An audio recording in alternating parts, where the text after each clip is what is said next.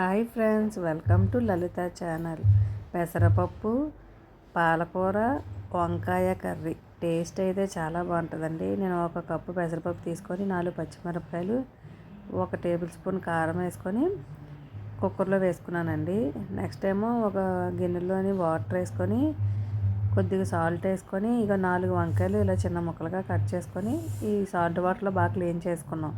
అలాగే నేను 3 కట్టలు తీసుకొని పాలకూర ఇలా చిన్న చిన్న ముక్కలుగా కట్ చేసుకొని ఈ పెసరపప్పులోని ఈ వంకాయ ముక్కలు కడిగేసి వంకాయ ముక్కలు వేసుకున్నాం.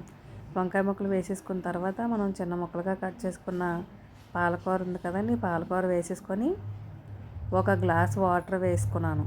ఒక గ్లాస్ వాటర్ వేసుకొని విజిల్ పెట్టేసుకున్నామండి. కుక్కర్ 4 విజిల్ వేయించిన తర్వాత ఇగోండి స్టీమ్ పోయిన తర్వాత పప్పు గుత్తుతోటి ఇలా మెత్తగా చేసుకోవాలి.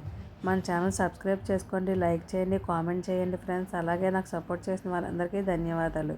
స్టవ్ ఆన్ చేసుకొని కళాయి పెట్టి కళాయిలో పోపు దినుసులు, ఎండుమిరపకాయలు వేసుకొని బాగా ఫ్రై చేసుకోవాలి. ఈ వేగిపోయిన తర్వాత నేను వెల్లుల్లిపాయలు బాగా మెత్తగా చెదగొట్టుకొని వేసుకున్నాను. నెక్స్ట్ కరివేపాకు వేసుకొని కరివేపాకు బాగా ఫ్రై చేసుకొని సన్నగా తరిగిన ఉల్లిపాయ ముక్కలు వేసుకొని బాగా ఫ్రై చేసుకోవాలి. ఫ్రై చేసుకొని మనం పప్పులో ఉప్పు వేసేస్తే ఉడకదు కాబట్టి అందుకోసం ఇప్పుడు ఉప్పు వేసుకుంటే ఆనియన్స్ కూడా బాగా ఫ్రై అయిపోతాయి. ఫ్రై అయిపోయిన తర్వాత తగినంత ఉప్పు వేసుకొని ఫ్రై అయిపోయిన తర్వాత ఈ పప్పు ఉంది కదండి, ఈ పప్పు మిశ్రమం వేసేసుకొని బాగా కలిపేసుకొని మాకు పలుచగా అయితేనే ఇష్టం అనమాట. అందుకోసం మళ్ళీ ఇంకో గ్లాస్ వాటర్ వేసుకొని ఇలా పలుచగా చేసుకున్నాం. పప్పు, పాలకూర, వంకాయ కర్రీ రెడీ.